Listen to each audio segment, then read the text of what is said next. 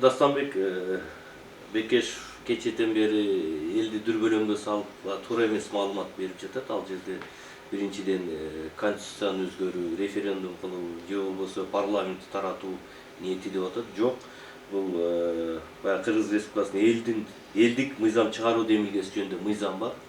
Ал жерде 12 беренеде так биринчи пунктунда так жазылып турат да. Ал жерде элдин колу чогултса 10 миңден ашык. Аны сөзсүз жогорку кеңеш караш керек. Ошонун негизинде баягы элдик курултайдын аткаруу комитетинин мүчөсүнүн орун басары Бузурмакулов деген жаран жогорку кеңештин төрагасына кайрылыптыр. Ошол биз 10 миңден ашык кол тамга топтодук. Ошону тактап аныктап берүү боюнча мыйзамга ылайык.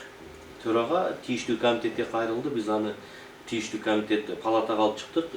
Ал жерде мыйзамда көрсөтүлгөн ошол кол тамгаларды аныктоо үчүн, далилдөө үчүн жумушчу топ түзүш керек жогорку кеңеште. Аны жогорку кеңеште депутаттар эмес, аппарат аткарат.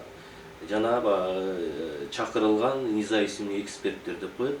Ошо жумушчу топ түзүү боюнча гана биз токтом кабыл алдык.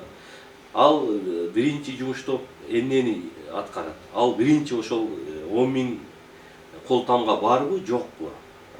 Экинчиси ошол кол тамгаларды экспертизадан өткөзөт. Ошол жарандар ошол мисалы сунушталып аткан мыйзамды колдойбу, колдобойбу, же өзүнүн колу эмеспи деген гана маселе турат. Бул жерде жумуш топ түзүү боюнча эле маселе болчу.